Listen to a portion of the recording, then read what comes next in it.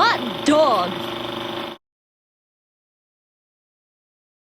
Thank you so much for making time for the call. This is a huge honor for me, and Oh, I'm just glad to be able to touch base. And you're the first voice actress that we've had ever do an interview with the site. So thank you very oh, much for cool. everyone watching. This is Britta Phillips, the voice of many, many people on a show that we all love called Moral Oral. Thank you for being here. Oh, thanks for having me. I love Moral Oral. I miss it. Well, that definitely touches on a few questions. I know that for some people, it's been so long, it's a thing of the past. They really think about it anymore. But I'm glad that it holds such a high place in your heart. That's awesome. Yes. Yeah, that was a real treat to be able to work on that show. It was so much fun. First off, I love the rack of CDs over there. Is that like your entire CD collection? No, that's not all of them. Well, we have vinyl too. I'm facing the vinyl. We used to have a lot more CDs and a lot more vinyl when we lived in Brooklyn, but actually we have less space in LA than we had in Brooklyn. So downsizing. I hear that. As you can see, I'm surrounded by a whole bunch of different goodies here. So I love collecting things as well too. I've started to collect a little bit of vinyl myself, but it is a dangerous obsession to get into, and there's just so much good stuff. It's hard not to indulge. You know what I mean? Yes, yes. And it's nice to I mean I use Spotify too, but it's what I really miss from Spotify is you can't pick up something and read. Well, I don't know, like new albums don't have liner notes so much, but older stuff will have liner notes and stories and who played on what. And I don't know anything about some of the music I listen to. I don't know anything about the artist or yeah, from Spotify. Well, I find it really awesome. I saw that you just put out a new album and your vinyl is heart shaped, which I thought was really cool. And I got to ask you how you went about doing that because I'm about ready to put out a new EP too, and part of me wants to go that route and do something fun like that. I, So I'll have to pick your brain, but I'm right there with you, and I always find it odd that most musicians will accommodate our instant gratification type of world and just put out the single on Spotify and be okay with it. When I'm like you, I want something tangible in my hand. I want to be able to read it. I want to submerge myself in yeah. that art, and it's just a pastime that's dying quickly. It sucks. Yeah, it's I mean, I think it'll always be a niche, but hopefully it won't disappear. So how did you go about the heart shape? What made you, was that just an option they threw at you, or was that an idea that you had in your head that you're like, if I do vinyl, I want to do something that stands out and is something different than the normal, just 12 or 7 inch? It actually had nothing to do with me. I was contacted by Vertigo Vinyl and they wanted to reissue this album that I released in 2016. And on top of that, they wanted to do a 10-inch with two songs from that album and in a heart shaped. And I was like, oh, I didn't even know that was a thing. I didn't know that was possible. So I said, great. But then I just suggested that we instead of put two songs on there that maybe people have just bought, why don't we? I just remixed a couple of things and I remixed one song and put two bonus tracks on it. So yeah, but the heart idea was all Vertigo vinyl. So yeah, it's cool. It's really a single. It's not a, you can only put a song or two at most on a side. So it's Yeah, small. yeah, it Yeah. does kind of pigeonhole you a little bit as far as the available space on there, but it's awesome to hear that you were able to kind of give fans something a little bit different, something new, and give them on a package that really does stand out. And it's a lovely presentation tool. It's a lot better than Yeah. just a normal It's compact cool. disc or something. All right, first question is, how exactly did you land your role in Gem and the Oh, holograms? gem. Um, I was living in New York. I just moved to New York, moved there when I was 19. And I was wanted to pursue music. My dad was a musician And he did sessions. He was a friend of Anne Bryant, who wrote, and he was a friend of and worked with Anne Bryant, who wrote the music for Gem. So one day, and actually, my dad helped me make some demos when I first moved to New York. They're hilariously bad demos, but they did show off really my high, loud singing voice, I'll say. So when Anne Bryant mentioned to my dad that they were looking for, a non-session, non-jingle singer, they wanted a real young rock singer for a new cartoon, my dad said, well, my daughter sings, and we just made this demo. So he passed it on to her, and I got an audition, and I had to sing the theme song for my audition, and then I got the role. It's very lucky. That's crazy to hear some of the songs that were on there, including the theme song, and just to know that amount of projection that was coming out of this little girl is just like, wow. For me, I'm a smoker of like 20 years, which I don't smoke anymore, but I fell into singing and it's been really difficult. So whenever I hear somebody with that much just raw talent, shaking the wall, so to say, it's always like, wow, like where is this coming from? Where, like, which pocket do you hold this in? It's awesome to see. I smoked a lot in my life too. I started smoking when I was about 13. I think I don't know. I can't remember if I was smoking around Jem or not. I hope not, but I'm not sure. I can't remember. But also when I was that age, I was into metal bands. And I had this boyfriend who was in a metal band, and I went to his voice teacher, Don Lawrence, who like trained all these metal singers. So that's how I ended up with this high, loud chest voice. Do you still listen to a lot of metal these days? No, Not at no, all. no, no. And any favorite bands that come to mind when you think about the old days of listening to metal? Because you're talking to an ex-metalhead here. I used to play like heavy metal for a long time.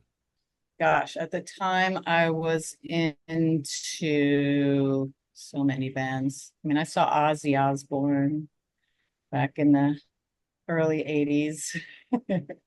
Judas Priest, the original old stuff. Not like I think I was over it by the time hair metal really got going. Scorpions, I don't know, Iron Maiden, Motorhead. There you go. Although I worked in a heavy metal club and the Ramones played there once and they were louder than any metal band. Yeah, most Yeah, punk and noise bands can be for that's that's definitely a staple to the genre, no doubt. they were great. I am a huge collector of Moral Orel, as you've seen, but there's another show that I do collect for, which is a very old anime called Outlaw Star. And when I was looking into Gem, I had to ask because I didn't see anything, but I was just curious. Did anyone ever approach you for doing any other additional like anime-based voice work, or was Gem your one thing and you kind of moved on after that? Yeah, I mean that was it. I just did that. I did commercial jingles for a little while, but I sort of what happened right after Gem is I auditioned for a movie, Satisfaction, and I did some acting. I did that movie and a couple other TV things for about a year. Satisfaction was with Julie Roberts and Justine Bateman. It's like a cheesy girl band movie. It's badly hilarious. But I'm okay in it. Um, and I sing in a little and play guitar. But then I moved to England to pursue music. So I was just sort of out of New York City and out of that world. And by the time I came back, it was quite a few years later. So yeah, I did it. Actually, I did do some commercials and voiceover work, and then obviously Moral Oral, but that's all Dino. That's how I got back into it. What took you across the pond to pursue music? Um, I was in this band, and our manager just had this idea that we should go to England because it's very difficult to conquer the United States. It's huge. There's no national radio station. So the idea, like, you can go to England and tour the country, and you had the Melody Maker and the NME and Radio One. So if you got some press and airplay, everyone in the country would hear you, get up the charts, and Mhm. so that's what happened. And we signed to a big record record label, signed a big deal, and then my ex, who was in the band, just kind of had a nervous breakdown and fell apart, and we moved back to the States, and that was the end of it. Have you been back since? Oh yeah. I mean, I tour, I play in, this band Luna, and I play as Dean and Britta, and yeah, we go back. We weren't there to play. We were there last year. Nice. Well, I am envious of you. I'm currently in the process of trying to get a Luxembourg citizenship. Apparently, I'm able to do that because of my lineage, but that'll be pretty nice to get a EU passport. So I'm really looking forward to getting over there because I've never been. I heard it's amazing. So, Oh yeah. as a person who's fumbled through all different types of instructors and voice coaches, I've read something in an interview about you, and I had to ask because it was hilarious, it was concerning, and it was refreshing to hear in some ways because it was so out there. And you mentioned heavy metal bands, and it reminded me of this story. I believe the producer's name is Machine or Zeus. I can't remember off the top of my head. I'll put it up on the screen. But he was a producer for the band Lamb of God. And there's this behind the scenes studio video that he wanted him to do a track, but before doing the track, he said, I want you to run around the building like 6 times. I want to get you as short of breath as humanly possible. Run upstairs. I'll give you the microphone. You just get it there. And I want to hear that strain in your voice, seeing that physicality and just that dedication of almost just destroying yourself and doing something physical to the body to emote a different type of sound. I was like, man, when I heard this story, it reminded me of this Lamb of God thing. So I had to ask. I wrote it here. I recently saw an interview where you mentioned that during the recording of some of the songs for Gem, the engineers actually physically hung you upside down so the blood would rush to your lungs, telling you that this would help you achieve a better vocal performance. And I'm curious, did you ever do this process again throughout being a singer, or was this a one and done type thing? No, no, this there was sort of it's not actually what happened. It was the Ford Kinder who also wrote the music with Anne Bryant. They didn't hang me upside down. They told me to go upside down, like flip my head over, and I Okay. stand with my head, so it's not as extreme. But I did do this often if I was, and they said that the blood would rush to the vocal cords. I don't know if it's actually true or if it was just like some mental thing, but it worked with me. I would just hang over and just let the blood go to my head and Interesting. relax. And yeah, yeah, it wasn't as crazy as having someone else hang me upside down. Since you did that when you were young, did that kind of get worked into your vocal preparation? Do you ever finding yourself doing that in these days when you're in the studio or anything like that? No, I never think of doing it, but I should. Yeah, I should try it.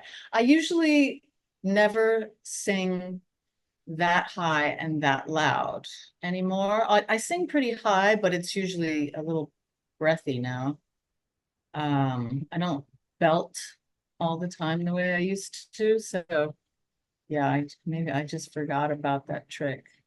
I've I can never try heard it. I've never heard anyone else doing that. I mean, I've heard of all different types of stretching and saying, that the vocal cords are an organ, you need to treat them like that. So to bring blood into them is just interesting. And maybe that's my lack of knowledge on the subject or not. But when I heard that quote, I was just like, wow, That is Have you interesting. tried it? I've never tried it. I thought it might have been like an old school kind of trick that the producers might have thrown at you or something, but it's something definitely to think about in the future or research more. So I when I heard that I had to ask. Yeah, give it a try. I'm gonna try it now that you've brought it back to my attention. I'll get a message on Instagram like I passed out at the studio today when I had blood rush to my head before tracking vocals. What are you working on right now, music wise? Um, my husband and I play together as Dean and Britta, and record, and we just finished a holiday album. Mm, You have to finish it in July to have it ready. And I think the first single comes out in October. And we did it with Sonic Boom, who's another artist. He's an English artist who lives in Portugal. And so that's what we've been working on. And then I also just recorded, my husband Dean Wareham did a solo album, and I play bass and sing on that. So those are the two recent projects. We're just trying to finish mixes now. So it'll be next year. I don't know, probably early-ish, maybe spring. it's got to be quite the well, for lack of a better way of saying it, quite the mind fuck to be singing holiday songs and then walking outside to a 104-degree temperature in California. Yeah, they were all finished in February, but the mixing process took a long time because, well, we went to Portugal to mix it with Oh, Sonic Boom. And then we had it all mixed and ready to go. And then we said, oh, you should sing on it too. So then he sang on everything, and we had to work on the mixes for a lot longer to figure out how it all worked. But yeah, it is weird. I don't want to hear those songs again until November.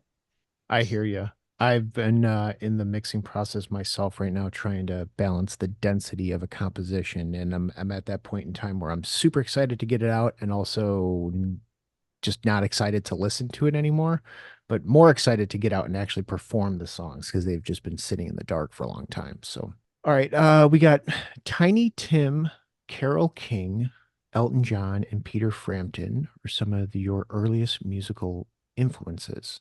And I'm curious if there are any genres of music that you enjoy that other people would never think that you would be into. Now, obviously, you already said heavy metal, so that might, catch a couple people off guard. But I'm curious, is other genres that you listen to that people might be like, whoa, you're into, I don't know, polka, country music, drum and Uh, bass?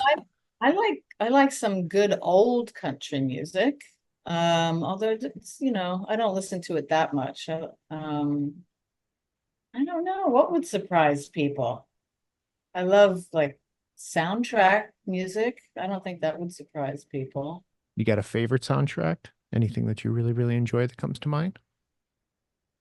I uh I love many Morricone soundtracks. The Western, the Sergio Leone Hmm. uh Western, like a fistful of dynamite or a fistful of dollars, or those are fantastic. No, what's the famous one? My brain, I can't think of it. That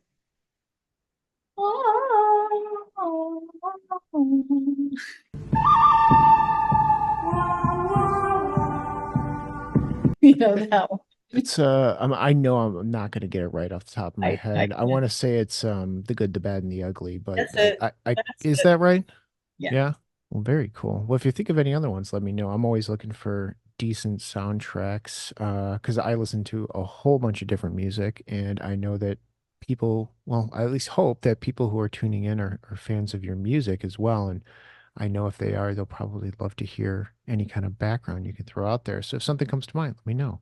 I heard a quote from you that I thought was amazing. But yeah, love is an exquisite torture. I thought that was quite interesting, and yeah, I could relate to that a lot. I just wanted to say that was awesome. Oh, well, thank you. Yeah, I mean, it's the scariest and the most exciting thing. I always sort of, when people tell me they have stage fright, I always try or when I have stage fright, or when I used to, I would think of it like that feeling that you have when you're in love and you're terrified, but it's also the best thing in the world. That's kind of nerves. So it's a good way to frame nerves, I think, an exciting and romantic way, instead of like, oh, I'm scared and nervous. Just think of it as having an insane crush. Saying that quote and saying that explanation just tells me that you know a lot about the subject. Because to truly love something, you need to know every single side of it. And it does come with fear, and it comes with a lot of different emotions that come hand in hand with it. And I don't think people really understand that. They always think it's, pooping rainbows and what have you. And it's not. It's a whole different bag of tricks. I played metal for a long time, but I started playing acoustic music and singing more love songs and things of that nature. And I very much relate with that and can understand that from firsthand experience. So when I heard that, I was just like, I got to check out more of her music, because she obviously is seeing this from a perspective that I can really, really relate with. So I thought that was great. Oh, thank you. I knew you were a musician. I knew that you were a singer, more than anything. Like most people who are introduced to you, figured that out pretty quick. But then I found out she plays bass. And Yeah. then when I actually saw a photo of you, you reminded me of a friend of mine named Dina, who's a bass player who's also very tiny. And I was like, how is she manhandling that bass? And you tell me you have back problems. I'm curious. It Do took you about 30 years, but yeah, I mean, I got a lighter base is the main question. And I mean, the main answer, because I was playing a Fender Precision, and that's just, It's a 2x4, and yeah, just a giant block of wood. Yeah. Okay. As a music nerd, I got to ask you, I know, you play a couple different instruments and you're in a couple different projects, but I'm curious, what's your current bass rig right now? What are you using right these days? I have a Serek bass, Serek. And I got it because it was light, but they're great basses. And I went from a full scale to a 3/4 scale, which is much better for my size. So it's more fun to play. But I also really love the sound. I mean, it's um, a lot of like Bill Wyman played 3/4 scale. A lot of bigger male bass players that played the small bass. It has a very unique funky sound. I can't remember. It's Ooh. this one. It's like it looks like an Epiphone, but if you look at, they don't have that many. I think it's this one with the two horns, like I'll look an into it, but it looks like it's the Midwestern, maybe. Seek Midwestern. Yeah, that's it. Looks really cool. Really It's interesting design. And you're using that as like, that's the main base. That's pretty much all you're using that's as far it. as instrument. That's all I'm using. I do have well, on Dean's album, I did play this on one or two songs, but I played my 67 Mustang with flat wound Nice. strings on the rest of it. Very nice. I love that. That's probably my favorite bass. Yeah. Is that one also like a 2x4? Is that one still It's pretty heavy. heavy compared It's to the heavy. other one? Yeah. Yes.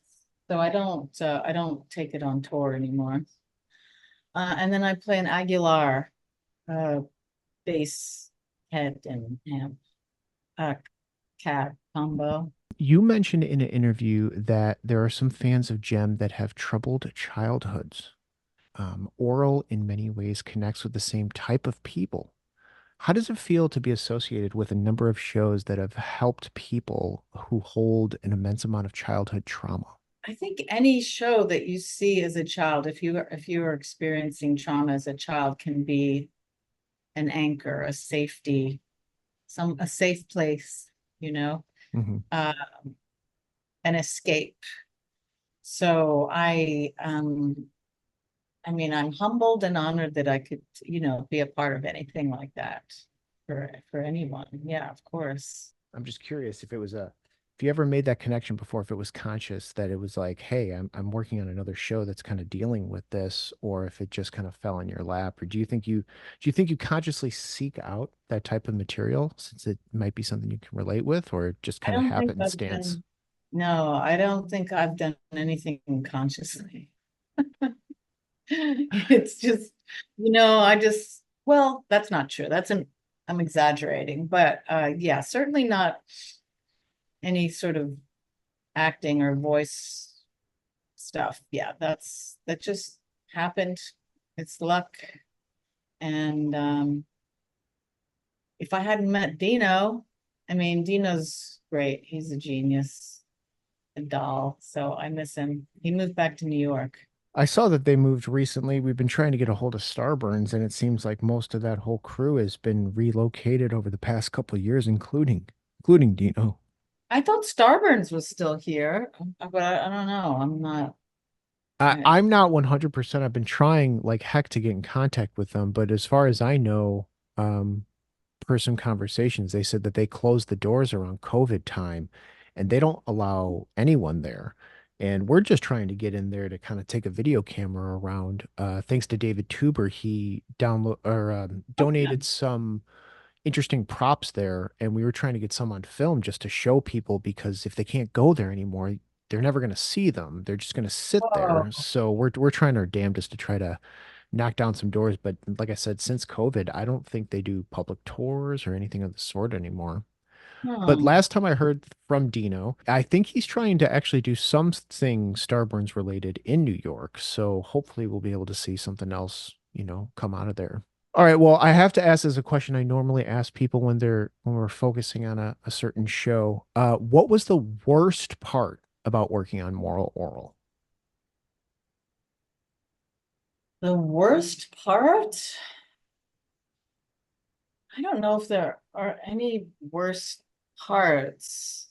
There are, I guess there's hard parts sometimes. I mean, Challenging, yeah.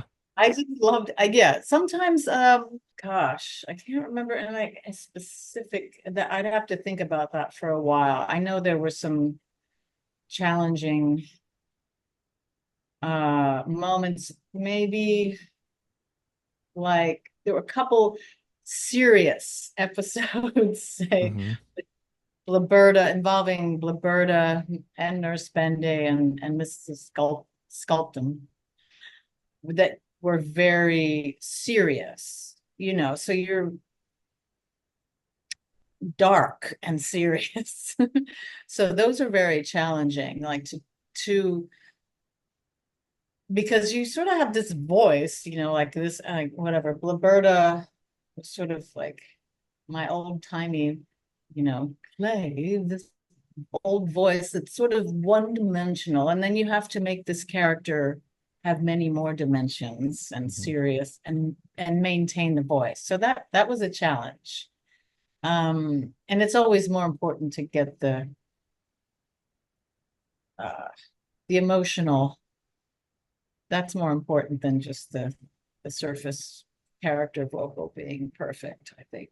And for those two characters specifically, there definitely is a few episodes where you did have to push that emotion a lot, specifically for Bloberta. Nurse Bendy had her own standalone episode, but Bloberta had a number of different episodes where you definitely got a full spectrum of different emotions coming through there. So I could see that could be a little bit hard, especially because she had such an operatic kind of voice, so to be able to pull anger and frustration while still kind of giving it from the diaphragm could be definitely an interesting challenge.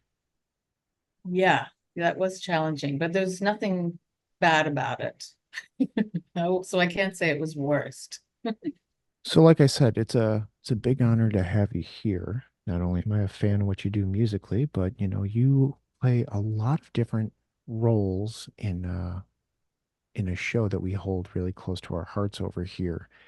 And it's funny. I don't know how much you've looked into our website, but we have like a big preservation point of the website that we're trying to do for a few different reasons. And we're slowly but surely growing it. It's a little bit of a challenge for a number of different reasons, but it's awesome that you're the first voice actor that we've been able to speak with, because we actually do have two preservation items here that actually do pertain to you. And I don't know if you've seen these, but we have one here Ah.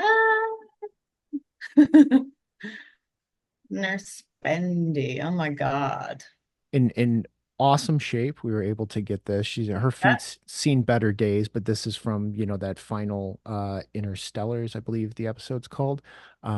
In great shape, looking great. And then we actually got one that came in this week, which is still amazing to see. His hand took a little bit of a beating, but oh, is it Tommy? it is. I forgot about Tommy. That's great. I love Tommy. It's We're we're still searching for some family members and things, but it's funny that out of all the characters that we do have here, we do have two of them that are I have a Bloberta, of course. really. I do. If you have that in arm's reach, I would love to take a look at it. But that is Oh, really awesome that you were able to actually keep one of those and have one of those in your possession. uh, I think she's stored away right now because we're gonna do renovations, but if I can, if I remember exactly where she is, I will go grab her. Please do. If you end up stumbling on her, send me a picture or something. I'll Okay. throw it up. You know what I mean? That's one thing that I've become obsessed with, and we hear a lot. It's surprising and shocking and really awesome to see how many different generations are still finding the show and still like the show and they get into it. But they get into it for all different types of reasons, from emotional connections with characters to relating to the production side of it. And the production side of it, it's one reason why I've been happy to speak to Rob and David, to mention a few, to see the detail that went into it, is something else. And I think it's highly, I don't know, it's not mentioned as much as you would think in stop motion. And I really think that the care and attention that they put into it is awesome. And then seeing it firsthand, because we have some props here from season one, like we just got Gramps from episode one. And to see that compared to the Oh, production that went into Nurse Bendy, for example, it's a world of difference. And just to yeah. hear about the process is something else, to say the least. Yeah, yeah, it's so much work and thought and care went into it. And the sets too, the detail and little jokes that were incorporated into all the sets were very, yeah. It's always fun to watch for the book ends and all the little funny little, Yeah. like names and things like that. They try to All sneak the past names, standards and practices and things of that nature. signs, names Hmm. and everything. Well, speaking of, different characters, because you voiced a ton of them, a number of different characters for the show, it raises a question, that's kind of a two-part. What was the hardest character to voice? And if you'd have to pick, who was your favorite character to voice? I think Bloberta was my favorite character to voice. I don't know, I just it was the first one and that voice was really fun to do and her character was really fun. Who else did I did? I did Tommy, I did Sculptum, Nurse Bendy. I did the doubles, the possible the posables, Florence. And then I think I sang something too, as like when there was some singing contest where I had to sing some crazy song as some little boy, I think. That was really fun. Stephanie's just my voice. That was just basically me. Let me grab something else really quick. Hold on one second. Close face. Should have got all these out before I spoke to you. So I have to Oh pull them out right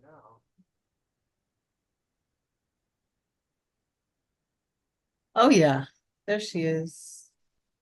This was one of the first props that we had donated to our little project here, which is, for me, probably my favorite one, because Stephanie is an amazing character. But then we got, alongside that Tommy prop, one of these as well. Oh, nice. So Nice. again, very appropriate that we're speaking to you, and A lot of our Yeah. collection revolves around a lot of you, you know. Um, I'm actually going to skip ahead to ask this question. You know, Stephanie is not only one of my favorite characters from the show, but she's definitely a giant fan favorite for a number of different reasons. Um, I mean, I uh, feel like she's representing all of us. You know, she's sort of like the sane one, even though she looks crazy. that's funny. My question says, if you didn't see, I'm happy to report that we were able to preserve, you know, a couple of her different props. Um, we did an interview with David Tuber where when we're talking to him in the interview, he said that he always saw Stephanie as the voice of reason. And he said, Yeah. looking back, or even during the production, did you think that Stephanie was the one actual sane person in Moralton? So it's funny Yes. that you say you say Yeah. that, you know what I mean? Yes. Yeah. And because people see her as looking as like the weirdest in Mhm. Moralton, she's actually the most, well, I don't want to say normal because like what the hell is that? But yes, same. Grounded, processed, like Grounded, warm, mhm. all of those good things. Yeah. It's always interesting to see people relate to the character in a few different ways, but there's a mass majority that I think fall into the same category that I do that do feel that warm connection, and mainly because they've had the pleasure of meeting their own Stephanie.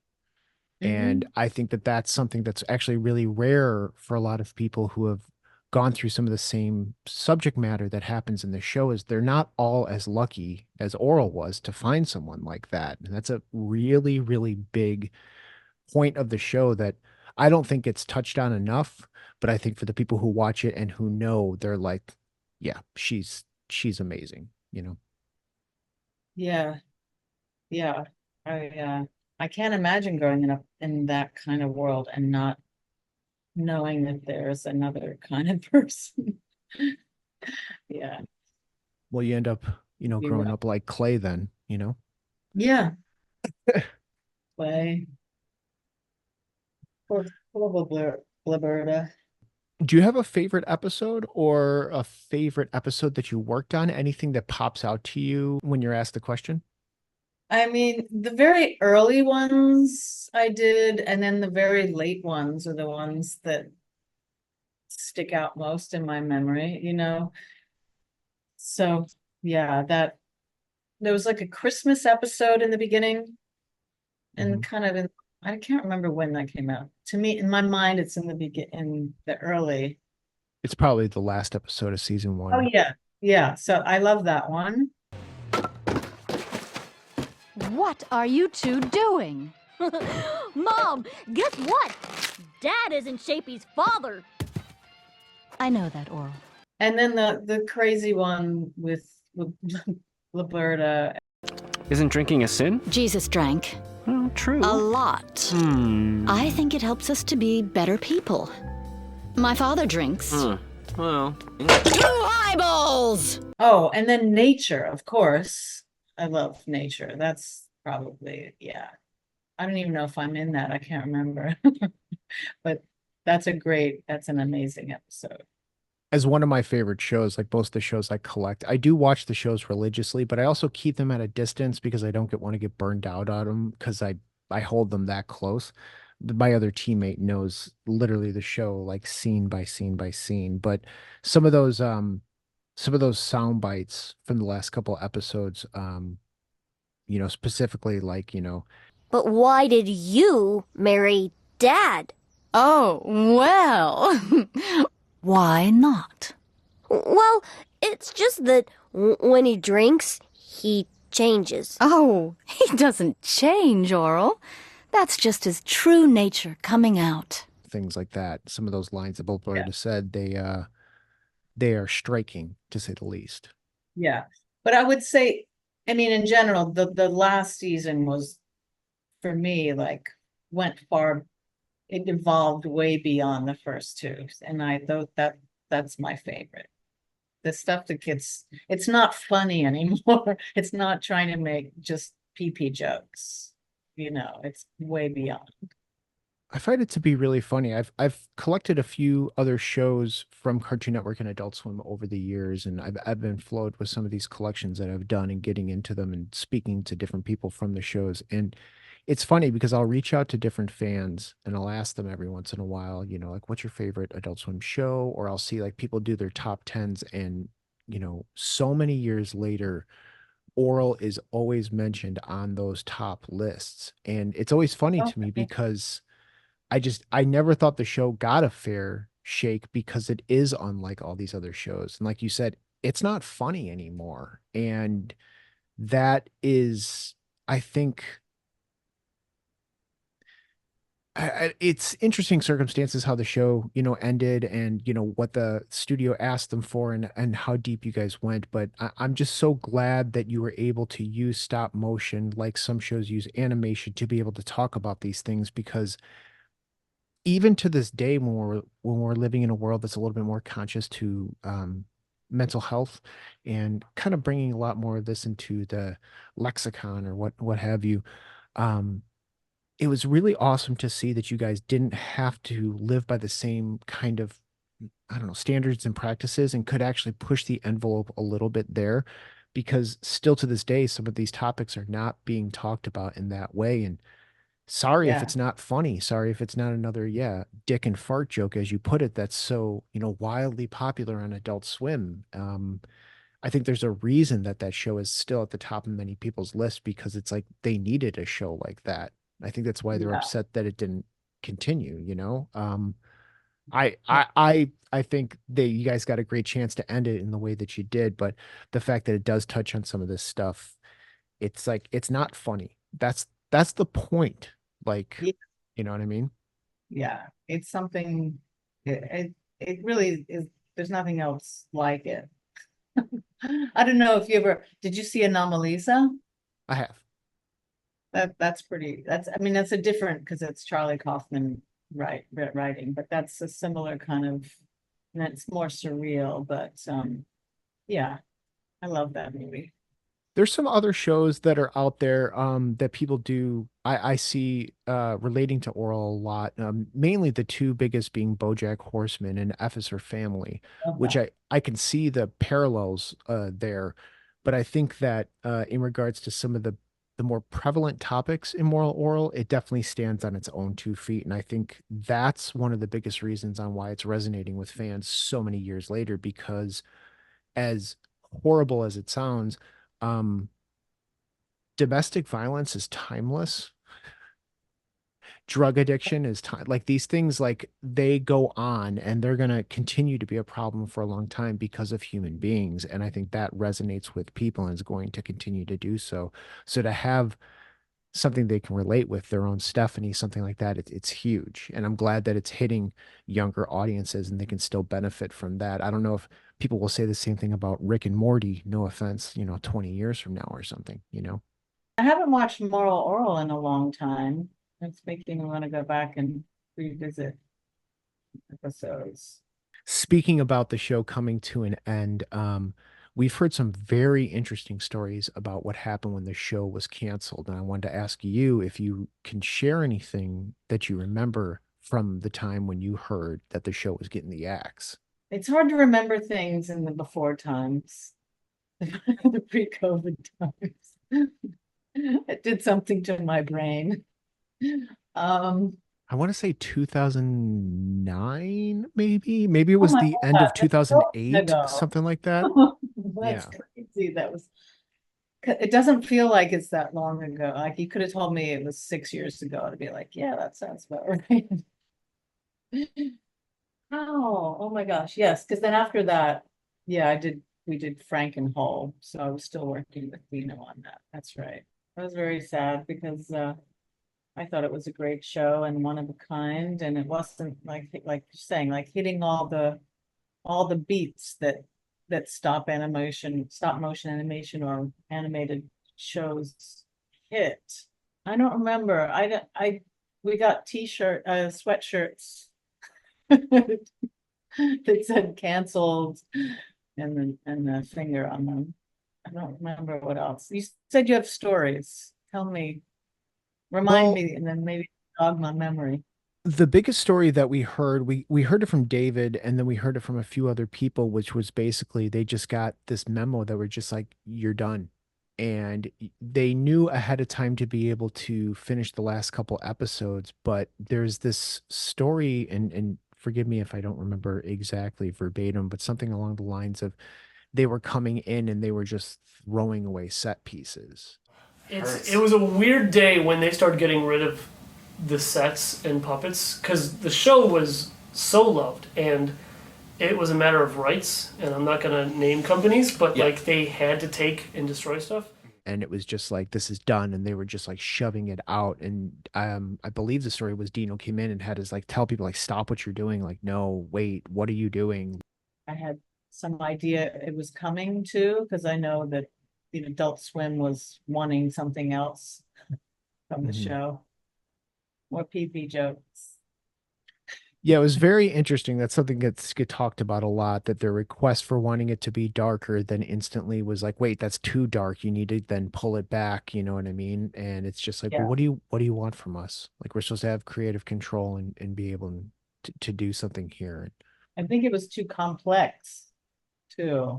Or maybe whatever. Maybe they were afraid it was just gonna bum people out, but because it was dark in that way.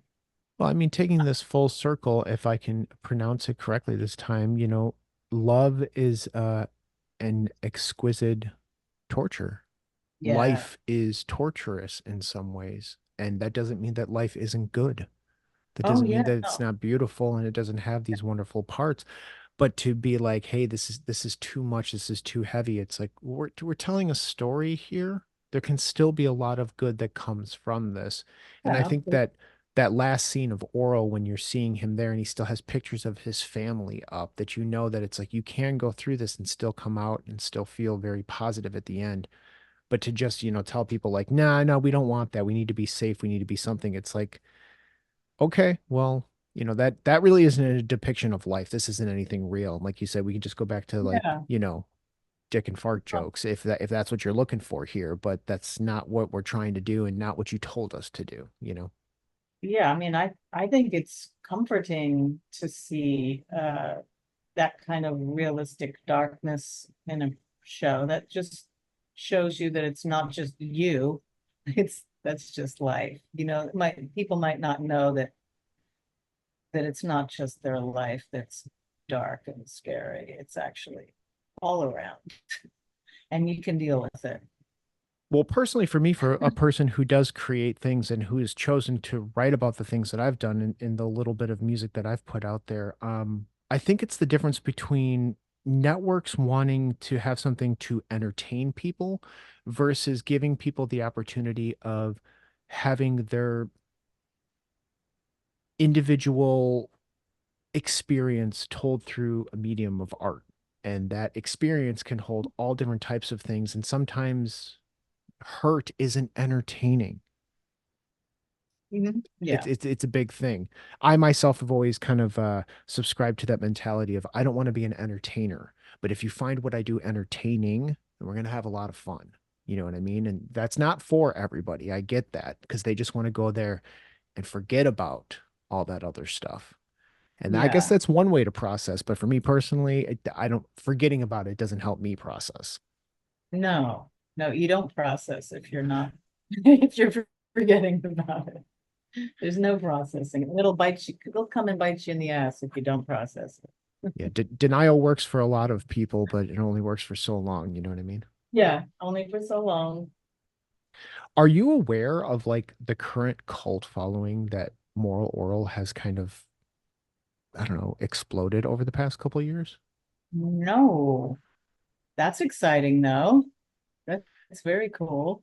It's really interesting. And if you ever get bored and you're on your phone, if you use TikTok or Reddit or Instagram or any of these things, like search up Moral Orel if you ever get bored. And I think you'll be pleasantly surprised to see how many people and why, I know we spoke about it briefly earlier, why they get into the show. And I find it to be quite interesting because I've been watching Adult Swim related things from Space Ghost's first days on Turner So I've seen all different types of shows and how it relates with people, but seeing that even before Moral Orel was on HBO, people have really gotten into it, and the internet has done it a lot of favors and has been something that has just kind of slowly exploded, and fans have Great. really enjoyed it. I do feel like, with the internet, that's the good thing about it is that it, things don't disappear and people can discover them later. So, I know it's been on some lists of like best stuffs because I'll get Google alerts if my name is listed. So I have seen that, and that's very cool. Well, I think I'll do a Google dive. I think you bring up an interesting point though when you say, things are on the internet, they live forever. It's like, yeah, they do. And there's a lot of shit on the internet, and you don't want it Mostly, to live forever. And there's so much white noise that stuff gets buried. that's But true. but you're right when you say, this show gets put on these lists, still to this day, the most disturbing show ever put on television, or like, how could would the show still exist in our times now of political correctness and all these other sound bites and, titles that they use. But I think that speaks to how, what's the phrase, like how ahead of its time that the show was, and that subject matter doesn't go away, and have with all the white noise that is happening, the cream still rises to the top. And I think that's a saying that a lot of people say, if you're funny, if it's good, it's going to be there, it's going to last, it's not going to fade away. And that says a lot for the production. Yeah, it makes me happy that people are into it still and more than ever. There's a couple very, very adorable Bloberta cosplay people that go out there. I don't know if you've ever seen that before, but I'll send you a picture or two that are just out of I've all the seen a couple. characters. You do. I have, Dino sent me a photo once at a con, from a con a while back. You'd be happy to see there are some Stephanies and some Blobertas that float around every once in a while, and it's like that's amazing. Yeah, Hilarious. My next question was, do you ever go back and watch the show? And I know you mentioned you haven't watched the show in a while. I haven't. I've been, yeah, it's been a while. I guess I'd have to figure out how. I think I have it. I just have it on my computer. I think I still have at least some episodes. Yeah.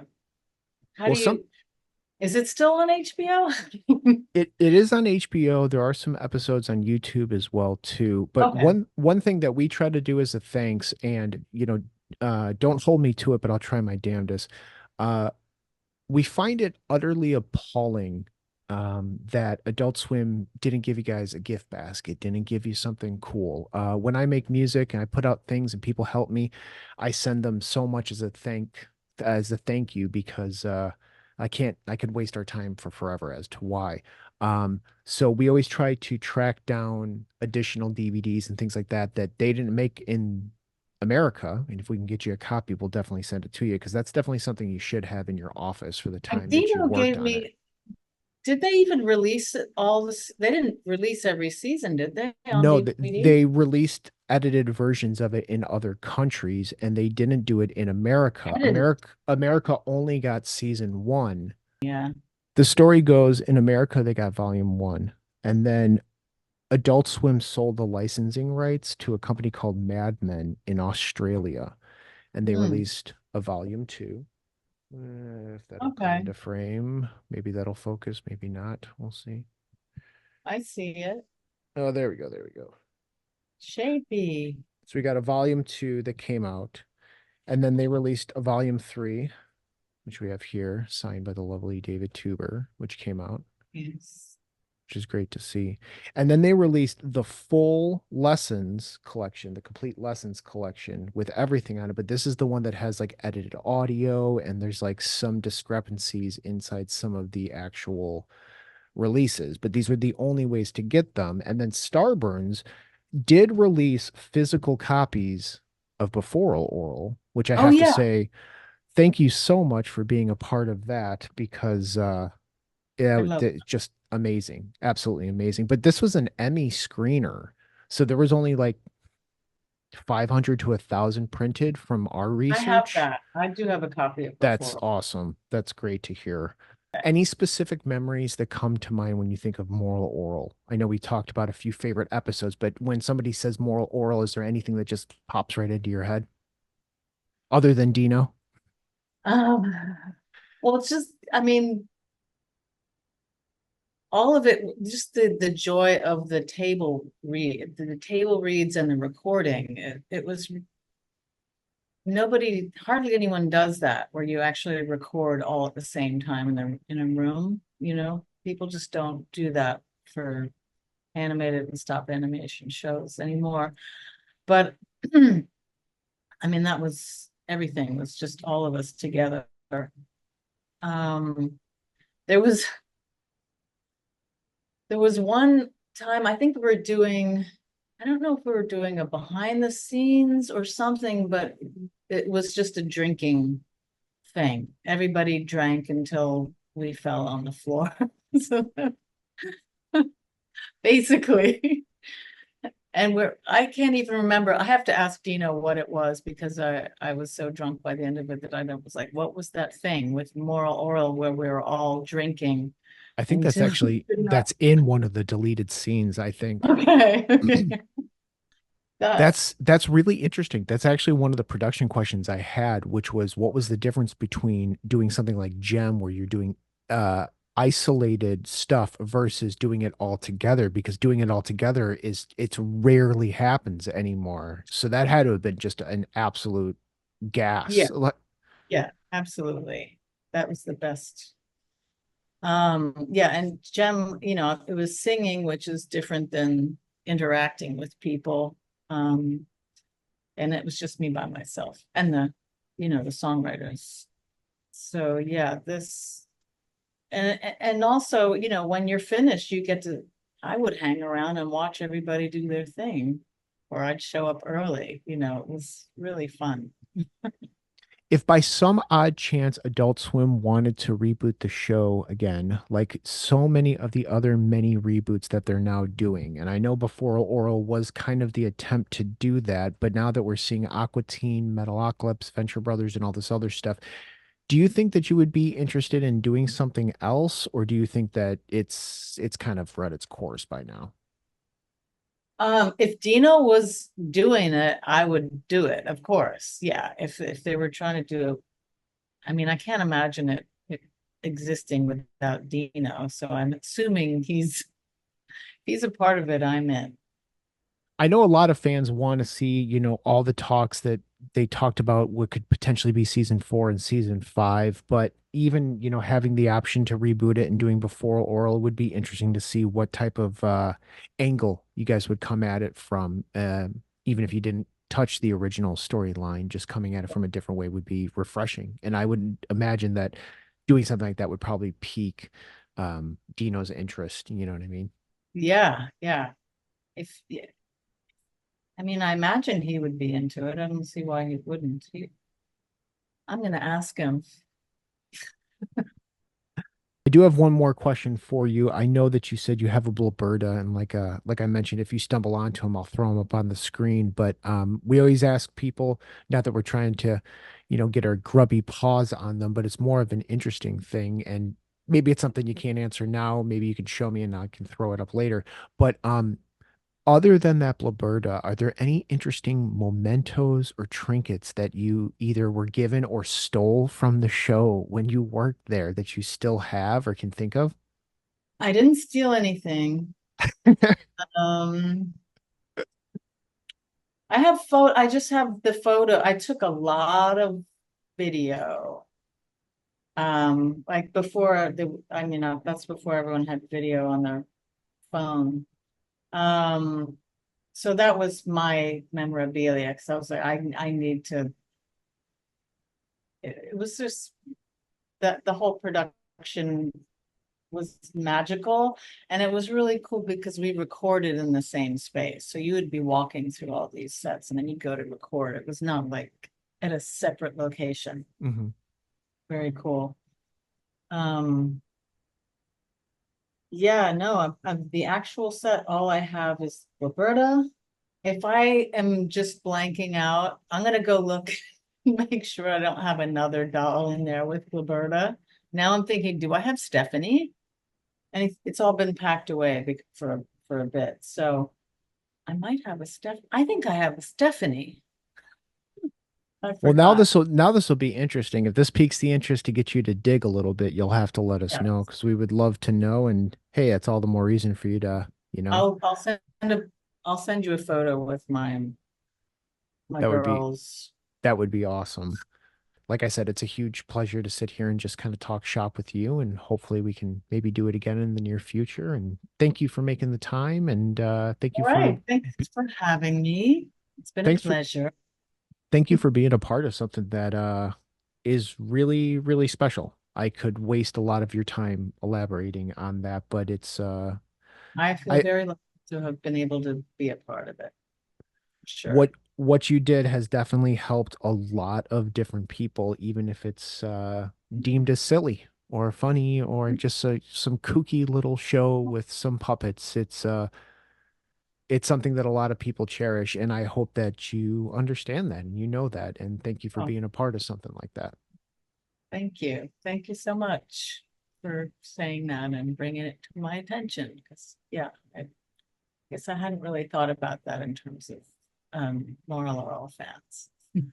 Well, I know it's a thing of the past, but it's very much still a thing of many people's future, and Yeah. they hold it very close to them. And like I mentioned before, being the voice of Stephanie and giving that character some life, it's something that a lot of people relate to because they don't have their own Stephanie. So your involvement in this is much more than just, some lines recorded. So thank you. And thank you so All much for right. making the time and really, really appreciate it. And I'll let you Okay. get back to your day. Have a good weekend. Happy well, I don't know when this will be used, but it's 4th of July tomorrow. Yeah, don't melt out there. We're in California. We're I'm about not to get like going far. 110. I'm gonna stay in the neighborhood. Nice. All right. Well, All thank right. you again. Talk to you soon. Okay. Thanks. All right. Bye. Adios.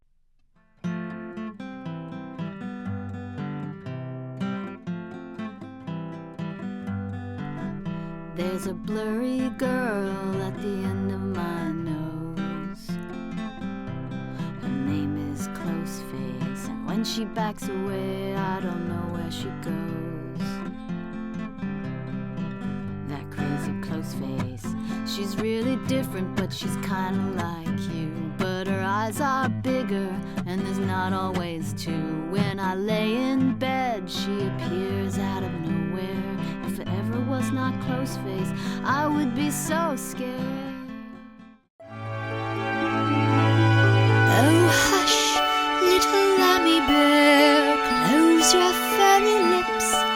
Sail off to fuzzy land in your cuddle by sheep. When you wake fluffy faced, the world will be right. So sleep, little lammy bear, kiss me good night.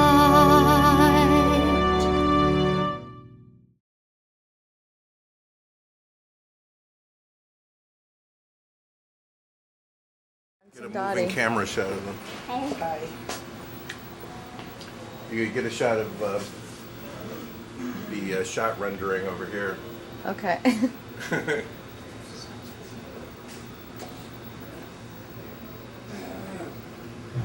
Look at that, the shot's rendering as we speak. We're up to 64%.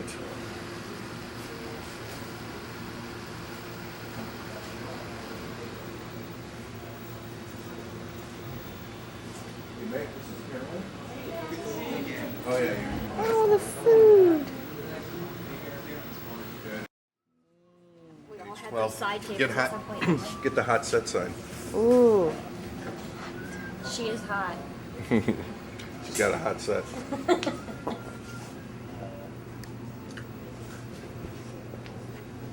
This is a really long shot.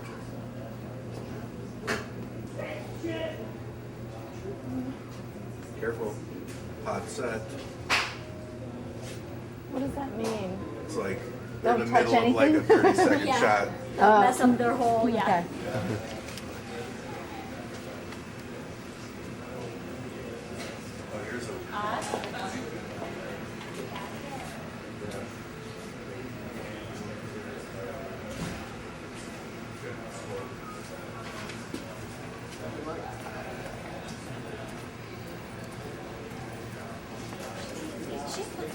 I said puppet heads. Here, you can do like, Puppet heads. now look, this is the funeral for Clay's mom. Oh my god. Mike's gonna be doing this shot. This is that's what the move's gonna look like. I'll do it again. See? You wanna see a puppet in an open casket? Creepy. It's a dead puppet as opposed to those others that are alive. Well, does anyone here have relatives that take pictures at the funerals of the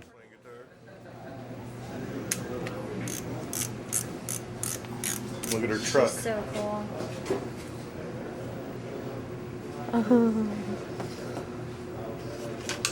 Oops. I'm gonna ruin everything. It's the top of the truck. Oh, that's the top of the truck.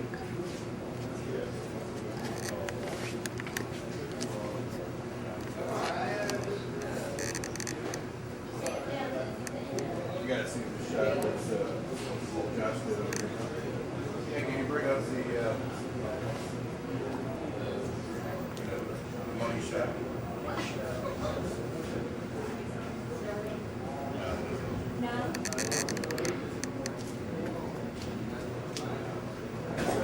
Look at this! Look at this shot that Josh did. It's Dottie. Why is there no sound? That was really loud. You merely ate it. What are those? I remember that record. You merely ate it. I'm the best. Oh man. Oh, what a beautiful set. Benny. Hi, Ben. You know Carolyn? Hi. And Britta. Hi. Orel and Bloberta. Hey, guys. That's Santa. Hello. Directing Hi. an episode. Nick sets. Built all these. Oh, Person it's high responsible. school. This is going to be an It's the amazing makeout episode. scene. Scenic doing an amazing job directing it. Get him working. Right? I want to get everything. Here, I'll take one of the gang. The I gang wish in this motion. was wider. Oh, that's so cool. Here. I was trying to hire people just sitting here. It's not really true.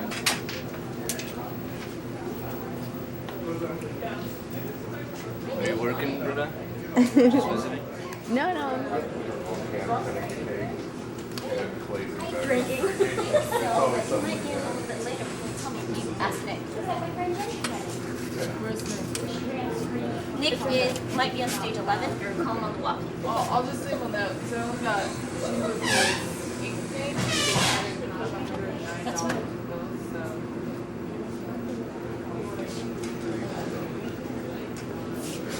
I mean,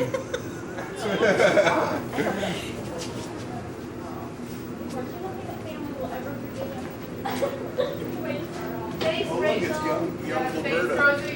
Oh no.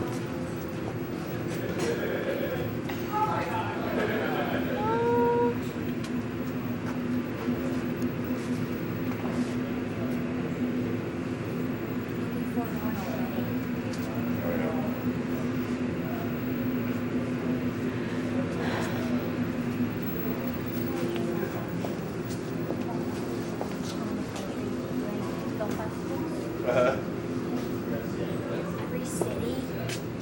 Piercing her tongue. Hot set.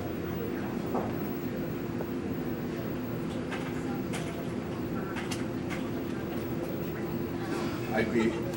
Like in the middle of like huge orgies and it was hilarious. Every city, I was like, That was no dream. it wasn't. It's just your life. No, I wish.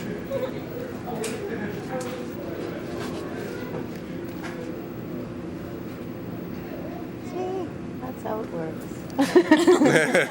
That's how it works.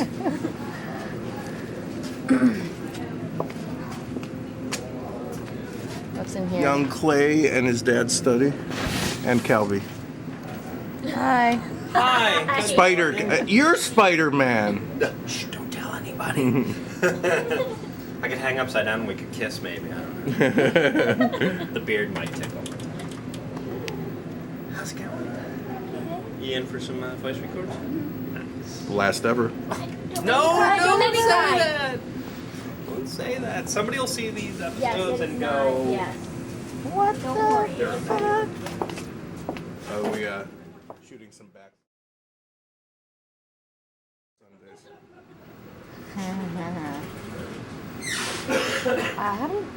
I love the eyes. Oh my gosh, that's a great show. And the crazy hair on the what's the episode I saw on Rounded. Zombies. And start packing his stuff. And then he's gonna wrap it and put it under a tree for shaping block.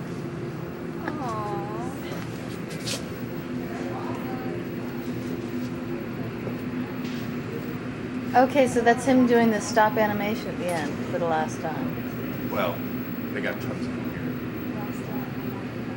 Don't take it from this one. That's it. Just grab one now.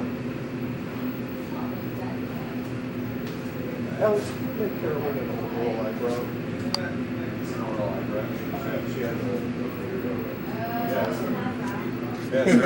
problem. I looked at him the other day and I was like, hey. You want to make this dozen?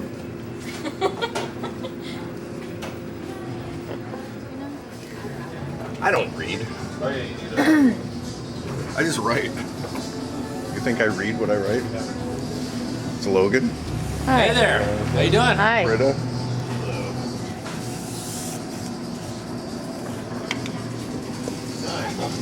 You need eyebrows.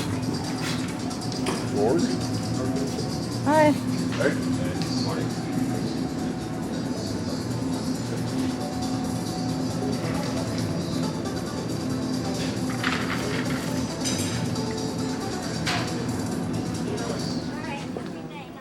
The living room in pieces. Oh, they're breaking it down. That makes me sad. Hi. Yeah. That was probably a lot Wow. more than anything else. But Yeah, it doesn't matter. Hello. oh, hello, friend. How are you? Nice to see you.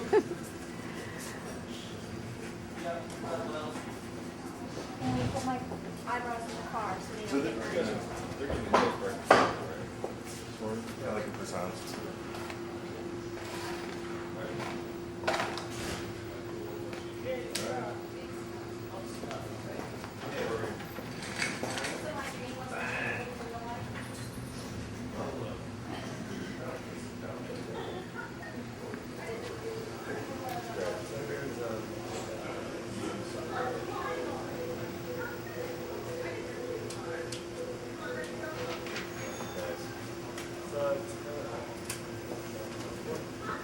That's gonna be much tighter. You know, I had to do all those analysis so we didn't have to like go through the whole process of like, you know, get it. Gotcha. Yeah, I'm doing.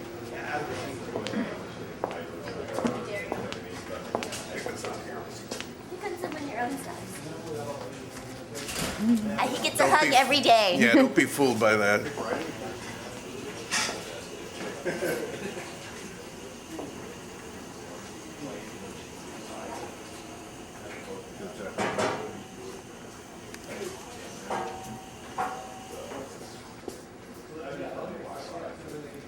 They can drop in one and then just resize the next one with a camera and out. Oh, okay. This is different angles. So go down, figure the line. Yeah. Just a lot. Well, from the whole everybody.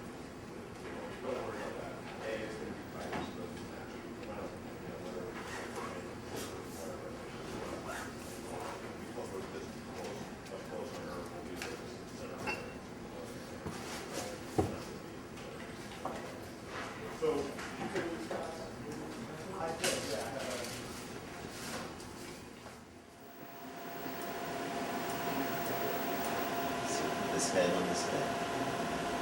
Could his hands be in the shot? Is that impossible? Well, I don't know. I mean, we don't have a plate. Right.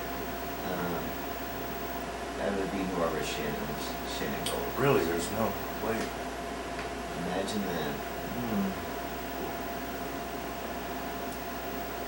Being out in that. Yeah. It's just whether question of whether it's so. Did you get all my shots? No, I haven't yet. You haven't got any else? Yeah. Okay. Hi. Bye. Come on. Who are we saying hi to? I don't know, just me. To the future. The future. The future. The future me. At some point, I'll be looking at this, going, "Wow, I'm saying hi." Yeah, old you. Moral Orel Joe O's. You're saying Nice. saying hi to old dying me. Oh, it'll be the last thing I see in my life. You going, who are we saying hi to?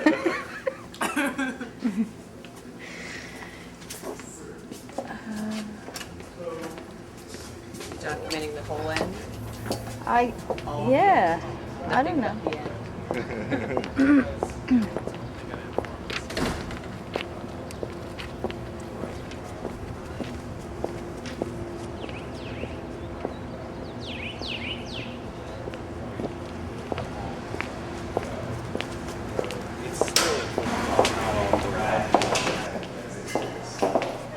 Got the whole walk here, right into the studio.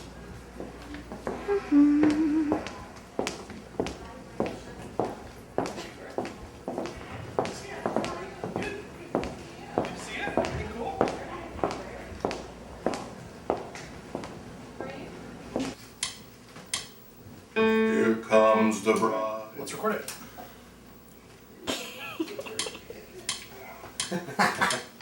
Here comes the bride, joyful in stride, straight to her master to serve and provide all that a man needs to command, a family whose rules he will ultimately plan. Okay, that was a little off. Do it again. I think we should have Mark in there because that's the. If you can put the main track in so he gets the phrasing the same as that. Sure. Because that's the tough thing. He needs to phrase the same. You got it. So this time you'll hear the part as well as the lyrics. You'll hear at the Mark. same time. Okay.